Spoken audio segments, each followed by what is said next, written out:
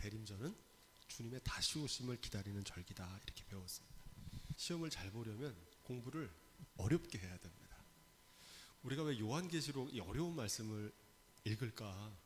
그 이유는 천국 들어가는 길이 좁고 협착하고 어렵기 때문에 그렇습니다.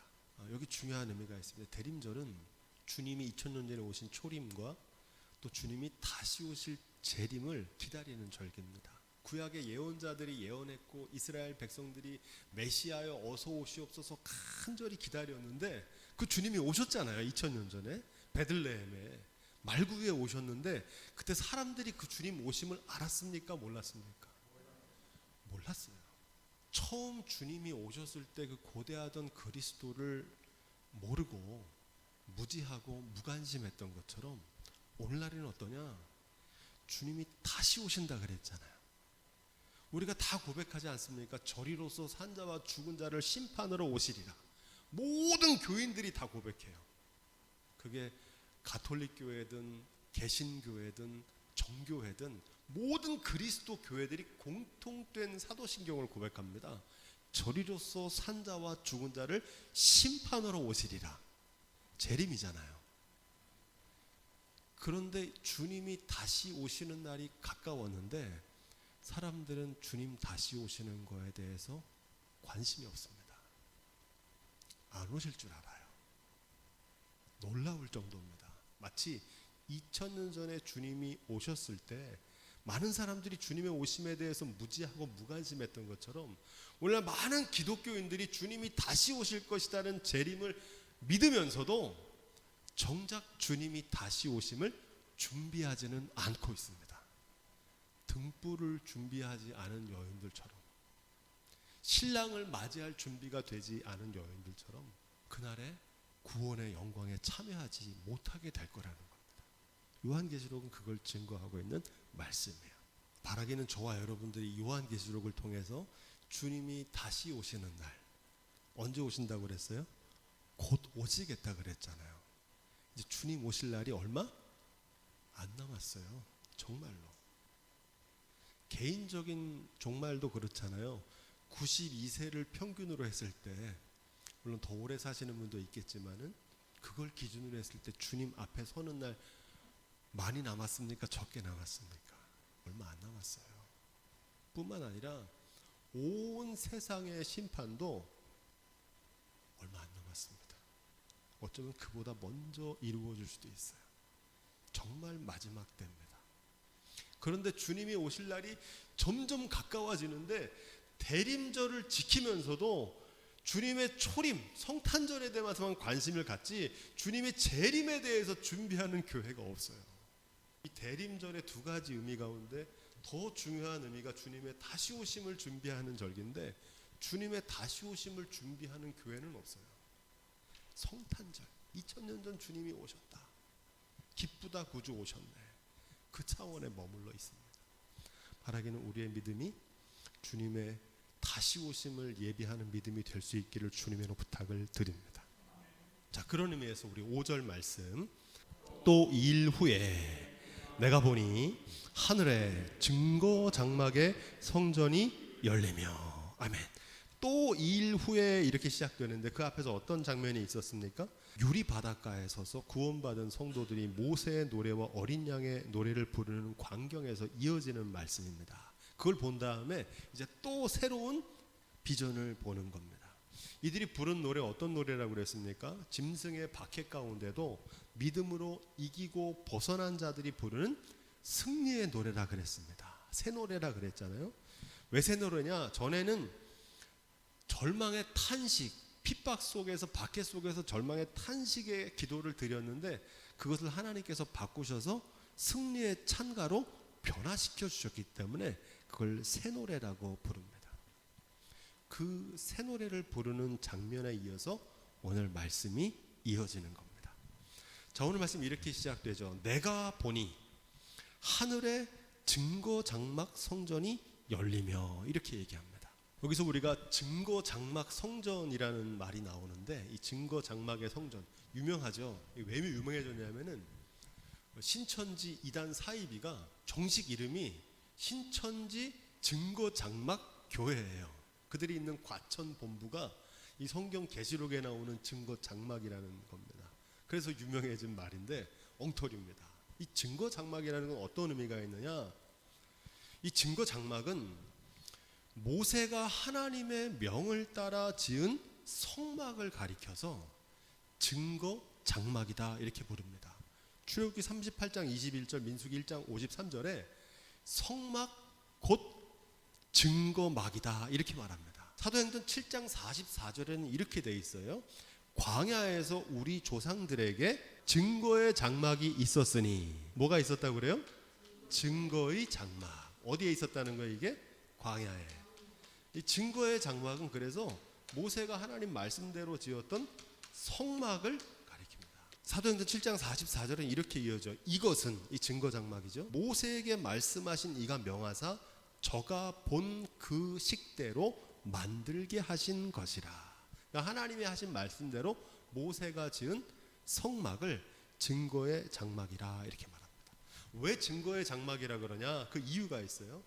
지금 땅에 있는 타락한 성전이 있거든요. 이 땅에 있는 타락한 성전과 구별되는 하늘에 있는 거룩한 성전을 나타내기 위해서 하늘의 증거 장막 성전이다 이렇게 말하는 겁니다. 그래서 이 증거 장막 성전보다 더 중요한 말씀은 뭡니까?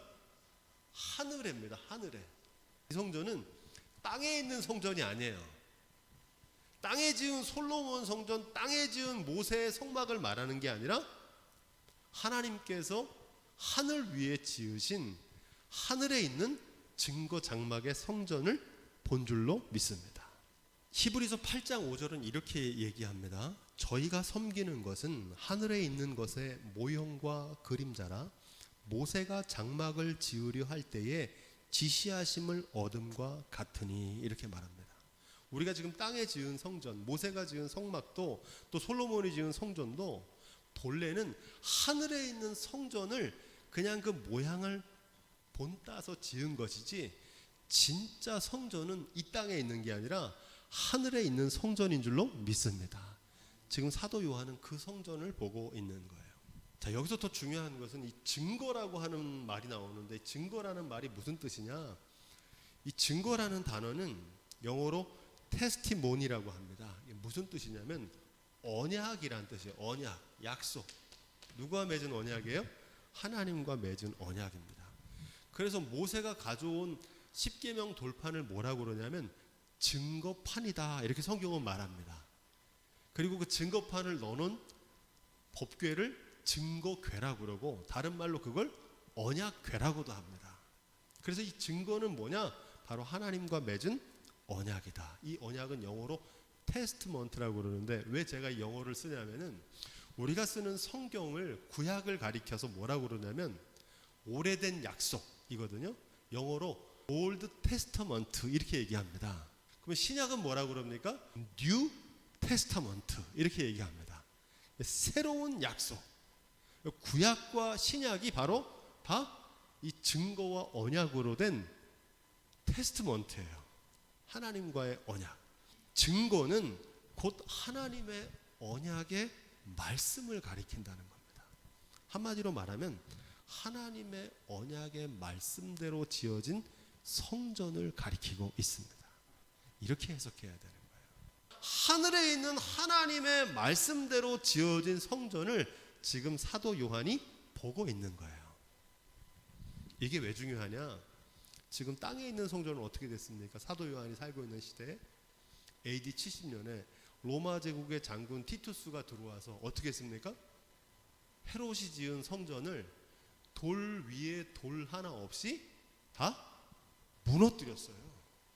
세상의 성전은 무너졌는데 지금 사도 요한은 믿음의 눈을 들어서 뭐를 보는 겁니까? 하늘에 있는 성전을 보는 거예요. 이 사도 요한이 보고 있는 하늘의 증거 장막 성전은 선지자 에스겔도 보았습니다. 에스겔 40장부터 48장까지 선지자 에스겔이 보았던 새 예루살렘 성전의 비전입니다. 땅에 있는 성전은 에스겔 당시 어떻게 됐습니까? 솔로몬의 성전이었는데 BC 586년 바벨론의 느부갓네살 왕이 들어와서 돌 위에 돌 하나 없이 무너뜨립니다. 타락했던 그 성전은 무너졌는데 에스겔은 믿음의 눈을 들어서 그 순간에 하늘에 있는 새 예루살렘 성전을 바라보는 겁니다. 절망의 순간에 지금 그걸 보고 있는 거예요. 자, 6절 말씀. 7 재앙을 가진 7 천사가 성전으로부터 나왔다 이렇게 말합니다. 하나님의 성전이 어디도 나오냐면 11장에도 나옵니다. 11장 1절. 또 내게 지팡이 같은 갈대를 주며 말하기를 일어나서 하나님의 성전과 제단과 그 안에서 경배하는 자들을 청량하되. 성전을 청량해 보라는 겁니다. 제단도 청량하고 그 안에서 예배하는 자들도 청량하라는 겁니다. 여기서 말하는 이 하나님의 성전은 어떤 성전이냐? 땅에 있는 성전을 말합니다. 이에 하늘에 있는 하나님의 성전이 열리니 성전 안에 하나님의 언약궤가 보이며 또 번개와 음성들과 뇌성과 지진과 큰 우박이 있더라. 하늘에 있는 뭐가 열려요? 하나님의 성전이 열리는 것을 봅니다. 앞에서 사도 요한이 청량했던 것은 땅에 있는 하나님의 성전과 그 제단과 그 안에서 예배하는 자들을 청량하는 거고, 그 청량이 끝난 다음에 하늘에 있는 하나님의 성전이 열리는 역사가 벌어집니다. 성전으로부터 나온 7 천사가 행하는 7 대접의 재앙은 하나님의 성전과 제단과 그 안에서 경배하는 자들, 곧 하늘에 있는 성전에 합당하지 않은 사람들을 심판하는 장면입니다. 땅에 있는 성전에서 경배하는 자들이 하늘에 있는 하나님의 성전, 열린 성전에 들어갈 만한 자격이 있는지를 청량하시고, 들어갈 자격이 없는 이들을 심판하시는 게 7 대접의 재앙이라는 겁니다. 우리가 아까 초림과 재림에 대해서 배웠는데, 이 초림은 2000년 전 오시는 주님을 영접하는 자, 곧 그 이름을 믿는 자들 모두에게는 하나님의 자녀가 되는 권세를 주신 줄로 믿습니다. 성전 밖에 있는 자는 예수 그리스도의 이름을 믿지 아니함으로 벌써 심판을 받은 거예요. 우리는 그 심판을 통과한 겁니다. 그러면 주님이 다시 오시는 날 누구를 심판하시느냐? 예수님 믿는지 안 믿는지를 판단하시는 게 아니에요. 재림은 뭐냐? 착하고 충성된 종인지 악하고 게으른 종인지를 심판하시는 겁니다. 둘 다 종이에요. 성전과 제단과 그 안에서 경배했던 사람들이에요. 다 주님의 일을 감당했던 사람들입니다. 그들이 하나님의 새 성전에도 합당한지를 마지막 날에 심판하시고 판가름하시는 줄로 믿습니다. 이게 주님의 재림날에 벌어질 일이에요. 예수 그리스도를 믿고 내가 성전 안에 거하고 예배하기 때문에 나는 그날에 당연히 그 심판을 통과하고 천국 간다고 생각하는데 그렇지 않을 수도 있다는 겁니다. 이 말씀은 어떤 뜻입니까? 정신 차리라는 얘기입니다. 7절 말씀 계속해서 읽어보겠습니다. 마지막 7 대접의 재앙이 시작되는데 이 7 대접의 재앙을 7 천사가 그 일을 합니다. 그런데 그들이 뭐를 가지고 있다고 그래요? 금 대접을 가지고 있대요. 그 금 대접에는 뭐가 담겨 있다는 겁니까? 하나님의 진노가 담겨져 있다는 거예요. 이 말씀이 굉장히 중요합니다. 하나님의 진노를 가득 담은 금 대접 7을 그 7 천사에게 주었다는 겁니다. 지금 이 7 대접의 재앙은 우리가 앞에서 묵상했던 14장 가장 마지막 부분에 어떤 내용이 있었습니까? 천사가 낫을 땅에 휘둘러 땅에 포도를 거두어 하나님의 진노의 큰 포도주 틀에 던짐에 성 밖에서 그 틀이 밟히니 틀에서 피가 나서 말굴레까지 닿았고 1600 스타디온에 퍼졌더라. 이 장면은 순교자들의 흘린 피를 증거하고 있는 말씀입니다. 여기서 나오는 하나님의 진노의 술틀은 로마 제국의 박해를 뜻합니다. 틀에서 흘러나오는 피는 로마 제국의 박해로 인해서 순교한 성도들의 피입니다. 하나님의 계명과 예수 믿음을 지키며 말씀대로 준행하다가 무참히 죽임당한 성도들의 피가 흘러서 강물처럼 흐르는 그 보혈의 광경을 기록하고 있다고 배웠습니다. 그 사건 이후에 그 광경을 보고 계시던 하나님의 진노가 7 대접의 재앙으로 땅에 쏟아지는 겁니다. 이 7 대접의 재앙은 순교자들의 흘린 피에 대한 하나님의 보응입니다. 그들 피 흘리게 했던 짐승과 그 짐승의 우상과 그 짐승의 표를 받은 자들을 심판하시는 장면입니다. 이런 맥락에서 보면 하나님의 재앙과 심판은 하나님의 공의와 통치가 실현되는 사건입니다. 마치 애굽왕 바로에게서 하나님께서 이스라엘 백성들을 구출하실 때 10가지 재앙을 내리시잖아요. 그래서 바로가 하나님이 아니라 여호와 하나님이 하나님이라는 사실을 그 재앙을 통해 나타내신 것처럼 세상에서 왕 노릇하던 자들에게 왕이신 하나님의 통치를 구원하는 사건이 7 대접의 재앙인 줄로 믿습니다. 그렇게 봐야 돼요. 지금 오늘날 벌어지는 재앙도 마찬가지입니다. 땅을 의지하며 살던 사람들에게 부동산이 가장 좋다고 최고의 가치라고 생각했던 사람들에게 지금 부동산 버블이 터지면서 부동산도 의지할 대상이 못 되는구나라는 걸 깨닫는 기회가 온 거예요. 전대미문의 코로나 재난을 통해서 하나님께서 인류를 향해서 경고의 말씀을 주고 있는 겁니다. 8절 상반절 말씀, 하나님의 영광과 능력을 인하여 성전에 연기가 가득 차게 됐다 이렇게 말합니다. 이 말씀을 원어를 살펴보면 성전 안에는 연기만 가득했다는 겁니다. 그 말은 성전 안에 다른 사람이 없었다는 말입니다. 앞에서 살펴본 대로 이 사도 요한이 본 하늘의 증거장막 성전은 선지자 에스겔이 보았던 새 예루살렘 성전을 본 겁니다. 이 에스겔이 보았던 성전의 가장 큰 특징은 모든 공간이 비워져 있었어요.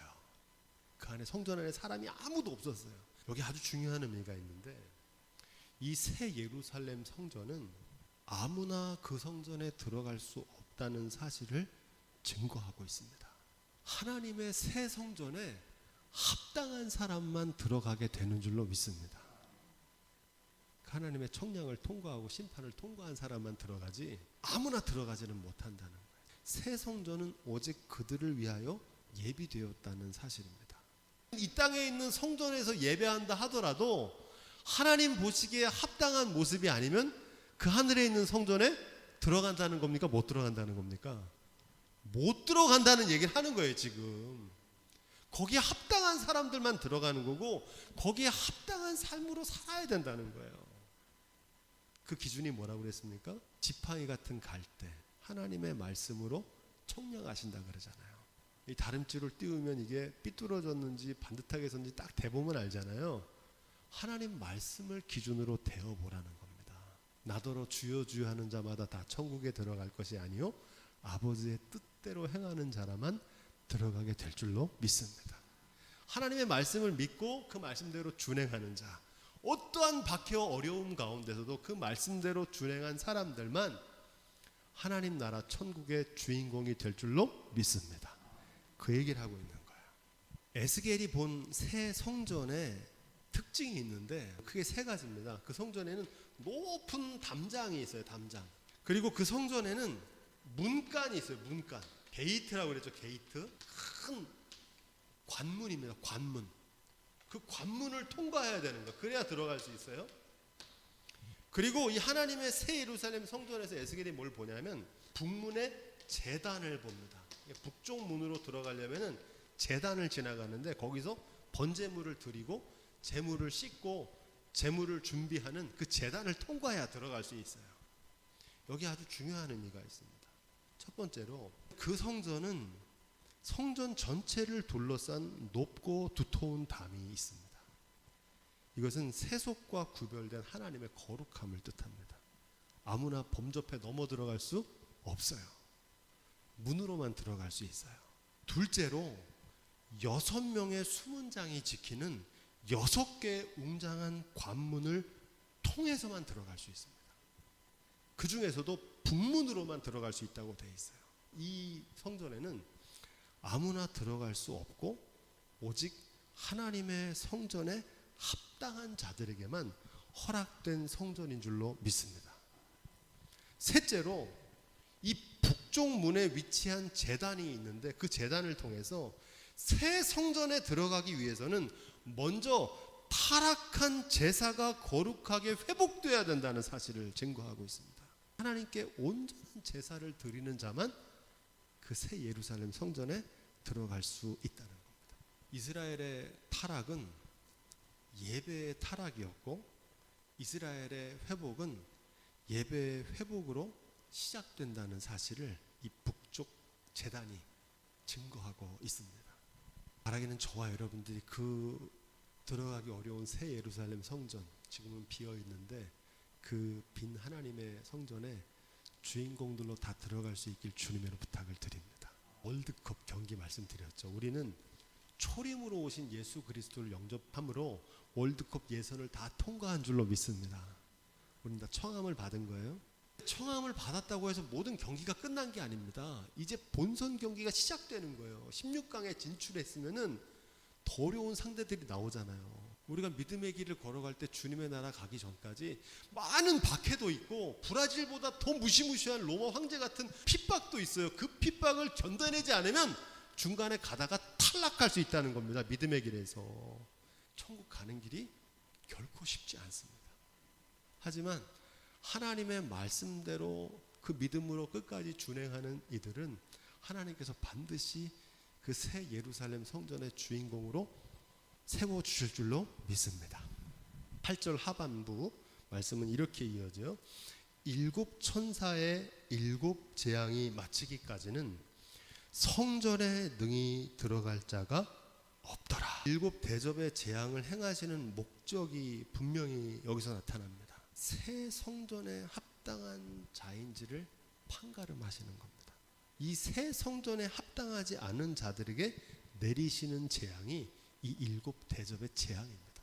하나님의 인치심을 받은 순교자들은 그 하나님의 성전의 주인공이 된 줄로 믿습니다. 그런데 이 하나님의 새 성전에 합당하지 않은 사람들, 짐승의 표를 받은 배교자들, 무화과 나무는 나무인데 뭐가 없어요? 열매는 없어요.